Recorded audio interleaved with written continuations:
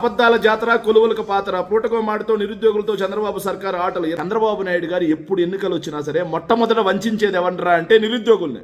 మీకు జాబు కావాలంటే బాబు రావాలని 2014 నుంచి 19 మధ్యలో వాళ్ళకెవరికి జాబు లేకుండా నిరుద్యోగుల్ని నట్టేట ముంచేశాడు. సరే నిరుద్యోగ భృతన్న ఇచ్చాడంటే ఆఖరి 2-3 నెలల్లో ఇచ్చి మామ అనిపించాడు.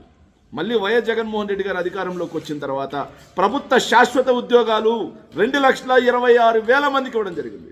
ఇవి కాకుండా కాంట్రాక్ట్ ఉద్యోగాలు ఆప్కాస్ ద్వారా కాంట్రాక్ట్ ఉద్యోగాలు ఏదైతే కాంట్రాక్ట్ ఉద్యోగాలు 6,31,310 మందికి ఇవ్వడం జరిగింది. ఇవి కూడా కాకుండా భారీ మధ్యతరహి పరిశ్రమలో 1,00,000 మందికి ఉద్యోగాలు.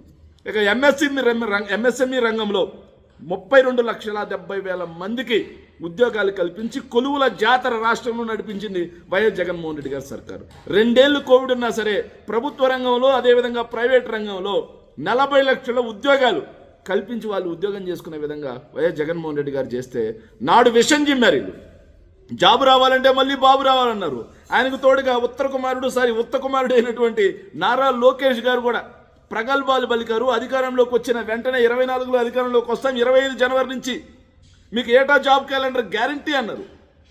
మరి 25 జనవరి పోయింది, 26 జనవరి పోయింది, సంక్రాంతులు పోయినాయి, మహాశివరాత్రులు పోయినాయి, ఇప్పుడు ఉగాది కూడా వచ్చింది. మరి ఎదురా జాబ్ క్యాలెండర్ అంటే జాబ్ క్యాలెండర్కి దిక్కులేదు. మరి నిరుద్యోగ భృతి ఎదురా అంటే 22 నెలల్లో 13,200 కోట్ల రూపాయలు నిరుద్యోగులకి ఎగ్గొట్టి వాళ్ళ యొక్క జీవితాలతో ఆడుకుంటున్నటువంటి పరిస్థితి.